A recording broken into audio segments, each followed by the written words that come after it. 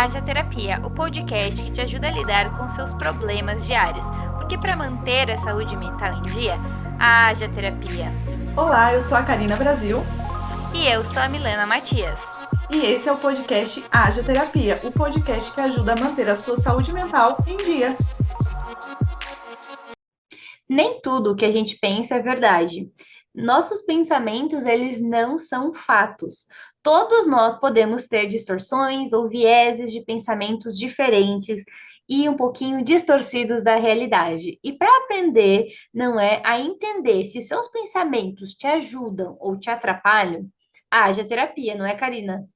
Verdade, Mi. E se tem uma coisa que as pessoas fazem com frequência é ter pensamentos que mais atrapalham do que ajudam, né? Uhum. Passa muita coisa na nossa cabeça e muitas dessas coisas que passam não nos levam a lugar algum. Na verdade, às vezes até leva a ter sintomas, às vezes, depressivos ou até, às vezes, sintomas ansiosos, enfim, né? Então, leva, às vezes, mas não para um lugar tão legal, né? Uhum. Então, é importante filtrar muito esses pensamentos e entender que nem tudo que a gente pensa é verdade, né? Pensamentos não são fatos. Acho que essa é uma frase que a gente tem que usar ali como mantra. Pensamentos não são fatos, pensamentos não são fatos, né? E às Isso vezes a mesmo. gente acaba entendendo que tudo que a gente pensa é verdade, nem tudo que a gente pensa é verdade. E hoje a gente trouxe alguns desses errinhos de pensamento ou distorções cognitivas, 5, no caso, para vocês entenderem um pouquinho que nem tudo que a gente pensa é condizente com a realidade. A gente tem outro podcast, né, Mi? Eu não lembro qual o episódio, que traz também alguns erros de pensamento, traz 8 esse Eu acho podcast. que é o episódio 18 ou 19. Uhum, mas depois dá uma olhadinha lá que a gente também trouxe outros pensamentos, né, outros erros de pensamento, e é legal para você dar uma olhadinha e ver se você não está cometendo algum erro de pensamento.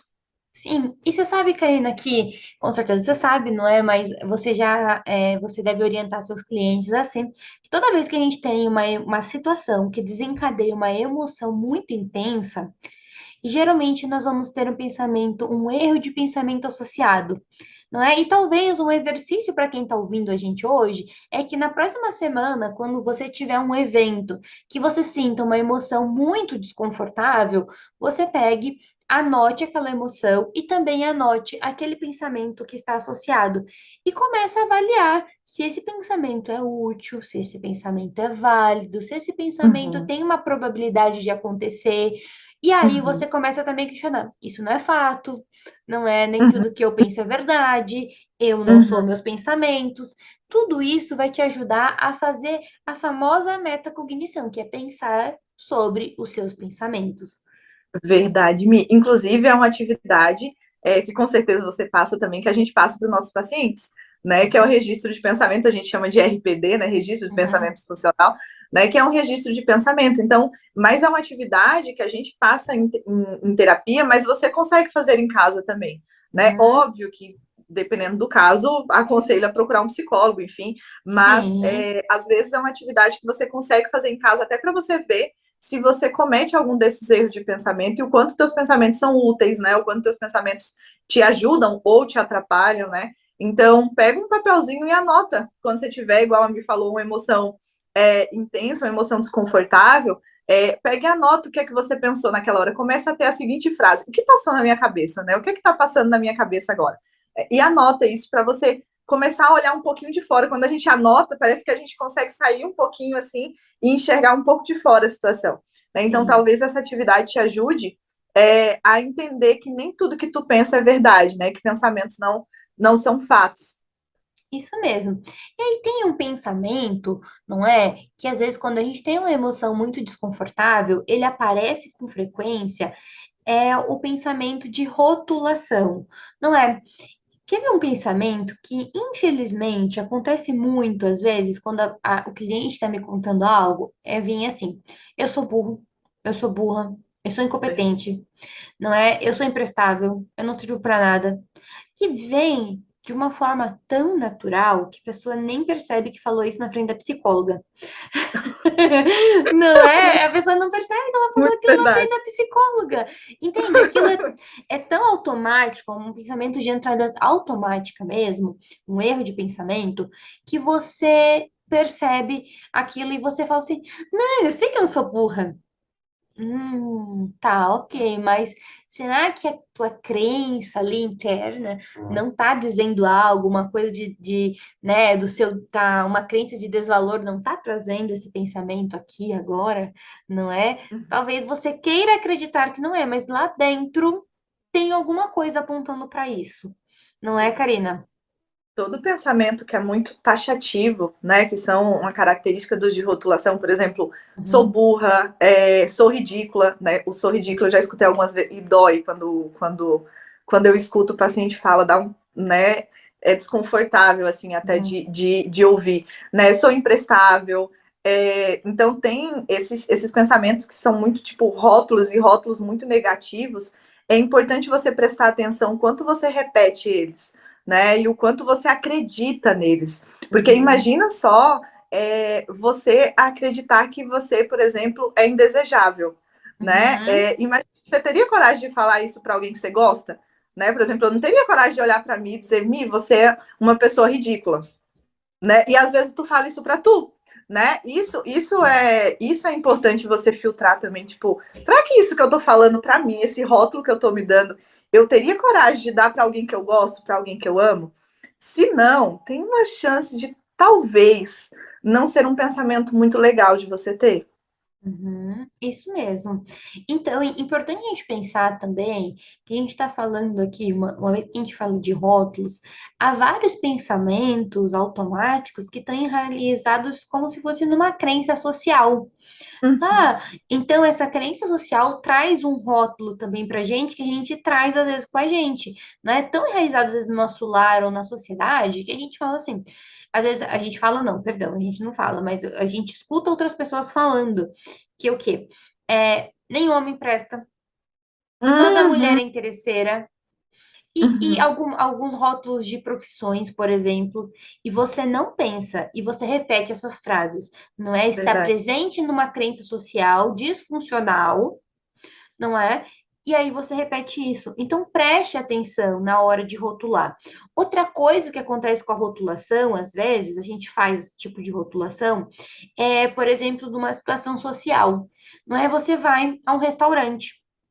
E você fala assim, eu não cometo rotulação e tudo mais, não, não é algo, não é um problema meu. Mas você vai num restaurante e você é mal atendido pelo garçom. E aí você fala assim, aquele restaurante é ruim. Você Uhum, automaticamente você rotula aquele restaurante uhum, como ruim. Mas você não sabe se aquele garçom estava num dia ruim. Entende, uhum. então, que há vários tipos de rotulação que a gente pode cometer e são de entrada automática, porque você já tem uma pré-concepção sobre as coisas, não é? A falta de flexibilidade cognitiva faz com que você faça aquilo. E talvez você nunca mais volte naquele restaurante, não é? Porque é Exatamente. tão fixo naquilo, acredita tanto naquela ideia e traz aquele pensamento como verdade, não é? Aquele pensamento como um fato de que o restaurante é ruim, não é, Uhum. Karina? Exatamente isso, né? Você faz o que a Mi falou de homem ali, por exemplo, tem mulher que tem todo homem trai, Uhum, né?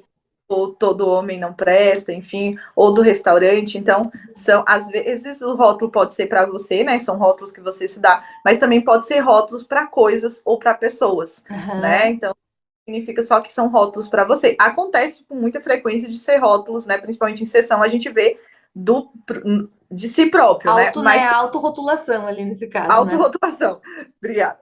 Mas Uhum, acontece também rótulos para outras pessoas, né? Ou uhum. para situações, igual a Mi falou, às vezes tem essa questão muito social, assim, de tipo, do homem que ela falou, por exemplo, é um que a gente escuta bastante. Acho que você também já escutou esse tipo de rótulo Sim, no com seu toda consultório. certeza, não é? E veja, né? É um rótulo tão questionável, né? Com toda certeza, tão questionável, né? Porque é uma disfunção, assim, né? Que você fala assim, a pessoa, a cliente é hétero, não é? E ela vem com a ideia de que fala isso, né? Tem essa rotulação e fala isso, né? Nenhum homem presta. Aí, pô, bom, aí a gente tem um problema. Não é? Porque, Temos um né? pequeno Você problema aqui. gosta de homem e acha que todo homem não presta. Nós temos um problema, entende?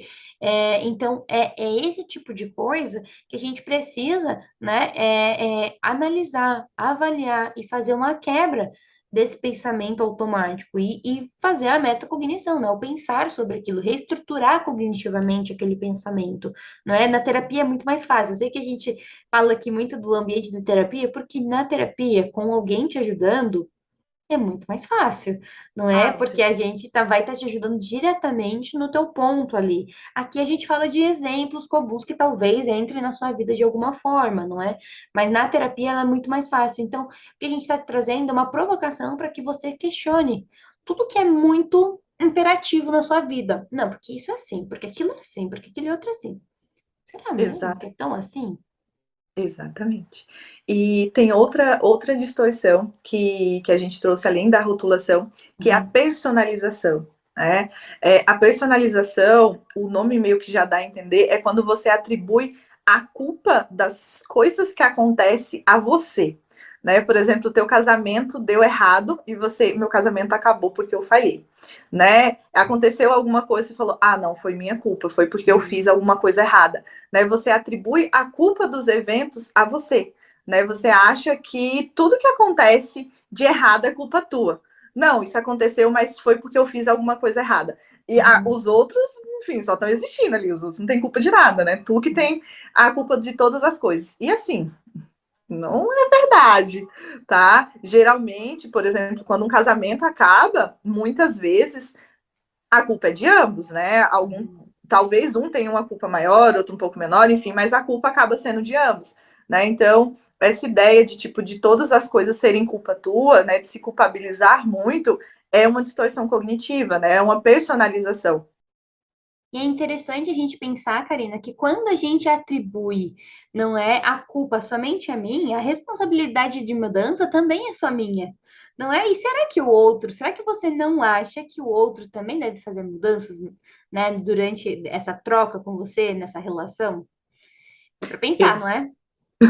Exatamente isso, Mi. E falando em atribuição de culpa, já entra na nossa próxima distorção cognitiva, que é a atribuição de culpa, né? Que é quando você concentra a culpa das coisas que acontecem com você no outro, né? Ao contrário da personalização que você atribui a você a culpa das coisas, né? A atribuição de culpa é quando você culpabiliza demais os outros, né? Não estou falando que às vezes os outros não têm culpa, não é isso, né? Eu estou falando quando isso é em excesso, né? E por conta disso você não muda, né? Nem faz nada, porque você sempre atribui a culpa das coisas que acontecem na tua vida a outra pessoa, né? Meus pais, por exemplo, são causadores de todos os meus problemas. Ela é culpada pela forma que eu estou me sentindo, né? Termina um relacionamento, ao contrário da personalização que você atribui a culpa para você, você atribui a culpa inteiramente a teu parceiro. Ah, não foi culpa do meu parceiro que nosso relacionamento não está dando certo, né? Então você fica sempre terceirizando essa culpa. E aí o grande problema da gente culpabilizar muitas outras pessoas é que se tem alguma coisa que a gente precisa mudar, a gente não muda, né? Porque a gente sempre acredita que o outro que está errado, que o outro que deve mudar, e a gente não, que a gente está tudo certo, né, Mi? Sim, com toda certeza, não é? Então, essa culpa ela vai causando vários danos também, né? A dificuldade de lidar com a culpa. É preciso a gente pensar também um pouquinho sobre a culpa aqui.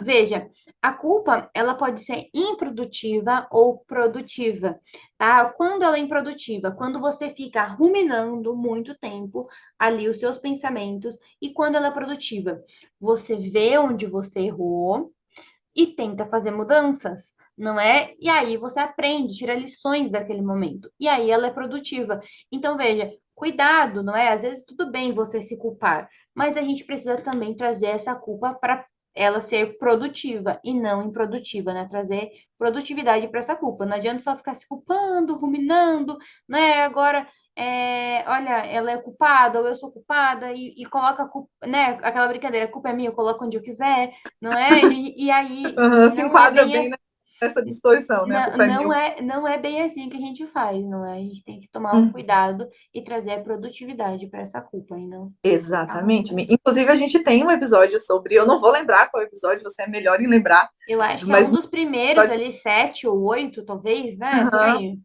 temos um pouquinho. Então, se você quer saber um pouquinho mais sobre culpa, procura que você vai achar. Um dos nossos episódios é exclusivamente sobre culpa e a gente ensina algumas estratégias assim para lidar com a culpa de uma forma mais funcional. Sim, E após, Pode né, a falar. gente vem também para as comparações injustas, né? E a gente tem um tema também, é interessante, né? Como a gente Verdade. vai tendo tema conversando com alguns pontos que a gente toca aqui hoje, né? Aham, As comparações injustas, elas não é achando que o outro a comparação injusta, geralmente, ela vai dar também, vai apontar, tá, esse pensamento, esse erro de pensamento, ele vai apontar para a inveja. Então, toma cuidado com isso, porque vai despertar essa emoção, tá? E esse pensamento, geralmente, ele é desencadeador da emoção de inveja ou ciúme, tá? Então presta atenção nisso.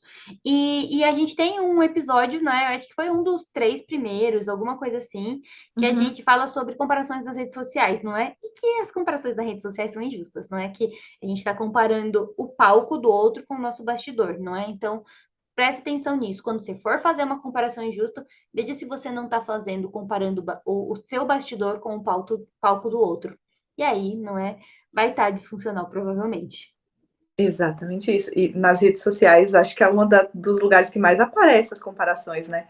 As pessoas se comparam muito em redes sociais. É o pior lugar para a gente se comparar e é o lugar que a gente mais se compara, né? E é muito perigoso quando a gente faz comparações injustas, né? Quando a gente se compara demais. Se comparar com outros já é perigoso, né? Já não é uma estratégia muito Não é legal. saudável, né? Uhum, cada um tem sua história, cada um tem seus pontos fortes, seus pontos fracos. Então, e a gente sempre compara o ponto forte do outro com o nosso ponto fraco, algumas vezes, né? Em rede social, nem se fala, porque em rede social o pessoal só mostra seus pontos fortes, né? Então, se Uhum. você olha em rede social, você vai achar que a pessoa só tem coisas boas, e que não é verdade. Isso mesmo. E aí, outra coisa, se você compara ali, você fez a comparação injusta, juntamente com isso vem um combo, né? Assim, a gente sempre fala que os erros de pensamento eles vêm em combo. Geralmente você vai ter um Pontos, passadinho. julgamento, não é julgamento. E aí você já vem assim também, já vem outro erro de pensamento que se chama foco no julgamento, né, Karina? Uhum. O foco no julgamento, a maioria das distorções, quando você fala o nome, já dá para ter uma ideiazinha, assim, né? Um dos objetivos, acho que dos autores, inclusive, deve ser isso, para você ter uma breve ideia do que é. Que é Uhum, basicamente como quando você foca no julgamento dos outros, uhum, né? Bem como no teu julgamento, né? Então, tu fica sempre preocupada com o que as outras pessoas vão pensar, ou como você vai se sair naquela situação, né? Então, em vez de você ir fazer alguma coisa, você fica preocupada em qual a imagem que você vai passar sobre aquilo que você está fazendo, né? Tanto para você quanto para os outros. E isso impede você de realizar algumas atividades, né? Então, eu vou fazer uma atividade, por exemplo, na faculdade, né? E você fica tipo, eu acho que eu não fui bem nessa atividade, né? Eu acho que eu poderia ter sido melhor. Eu acho que eu nossa, eu fui péssima no que eu fiz, não fui tão bem quanto deveria, né? Fica se julgando, que entra uhum, muito em se culpabilizar, né? Também. E também se preocupar com o que as outras pessoas estão pensando a seu respeito, né? E se eu for fazer tal coisa, o que as pessoas vão pensar de mim? Né? Será que se eu sair com tal roupa, será que as pessoas vão achar feio? Será que as pessoas não vão gostar? Né? Esse foco no julgamento, né? Tanto se autocriticando, né? Se julgando, quanto preocupado que as pessoas te critiquem e te julguem. uhum. Isso mesmo. E aí, como lidar com tudo isso, não é? Agora que a gente já ficou sabendo, não é, de mais 5 erros de pensamento, e você identificou que algum deles é presente aí na sua vida, que acontece com grande frequência, o primeiro passo é identificar, tá? Essas distorções. Então, pega lá o episódio anterior que a gente trouxe 8, pega mais esse, não é? Anota tudo e veja. Você já vai ter 13 erros de pensamento. Então, identifica, classifica qual que é esse, não é? E o que que tá passando na sua cabeça no momento, né? Tenta buscar a imagem mental do momento que você teve aquele erro de pensamento. Olha, quando a última vez que eu pensei assim, quando foi? E aí você vê o que estava passando na sua cabeça naquele momento, não é? Porque geralmente o que estava passando ali, não é o que dá origem àquele pensamento, àquela distorção cognitiva, né? A frasezinha é que vai dar origem ali àquela distorção cognitiva. Exatamente, Mi. Então, teve uma emoção desconfortável, uma emoção intensa, né? Se sentiu mais ansioso, se sentiu mais agitado, ou se sentiu mais triste, enfim. faz essa seguinte pergunta, né? O que está passando na sua cabeça, como a Mi falou. Fez isso? Identificou o que estava passando na tua cabeça? Não, eu identifiquei o que estava passando na minha cabeça. Vi aqui o que é que tava, o que, é que eu estava pensando. Avalie esse pensamento, né? Avalie a validade desse pensamento, né? Eu pensei, sei lá, que eu vou viajar de avião e meu avião vai cair. Né? Tá, avalie a validade desse pensamento. Tá, é um pensamento válido? Tá, qual a probabilidade, né, de um avião cair? Né? Acho que não é tão válido, porque não acontece tanto. É um pensamento útil? Não, talvez não seja um pensamento tão útil, porque talvez te impeça de ir para um lugar que você gostaria de ir, ou de fazer alguma coisa que é importante para você. Né? Então, pegou qual é o teu pensamento, identificou esse pensamento, essa distorção, avalia a validade desse pensamento e a utilidade dele para você. Não é? E outra coisa também que a gente pode pensar, não é? É que esse pensamento está te ajudando ou está te atrapalhando? Não é? Ele está te guiando para alguma coisa melhor ou ele está te impedindo de ir para essa coisa melhor? Não é? Então pense qual que é a forma mais realista, não é? Qual que é a probabilidade? Quando a gente pensa na probabilidade, a gente está trazendo a realidade para esse realismo, para esse pensamento. Então, qual que é a probabilidade disso acontecer? Não é real mesmo disso acontecer? E aí a gente Uhum, consegue avaliar muito mais esse pensamento. Espero uhum. que o pessoal tenha gostado, não é, desse tema, que é um tema que a gente trabalha com tanto carinho na clínica, não é? A gente tá, é o feijão com A arroz, gente muitas gosta. vezes, não é? A gente trabalha bastante esses erros de pensamento com os clientes. E espero que traga um pouquinho mais da experiência do que, não é, como que é feito essa metacognição dos erros de pensamento, não é? Karina, é, como que eu faço para te encontrar nas redes sociais? Vocês me encontram no carinabrasil.pc. E você, Mi, como é que faz para te encontrar? É Milena Matias, como o meu nome vocês encontram aqui. Uhum. E no Matias tem dois Is ali no TI. Não é? Vai colocar dois Is e você vai me encontrar lá nas redes sociais e vai poder tirar suas dúvidas. E então, para lidar com os erros de pensamento, Karina, o que que a gente Haja precisa? terapia. Haja Haja terapia.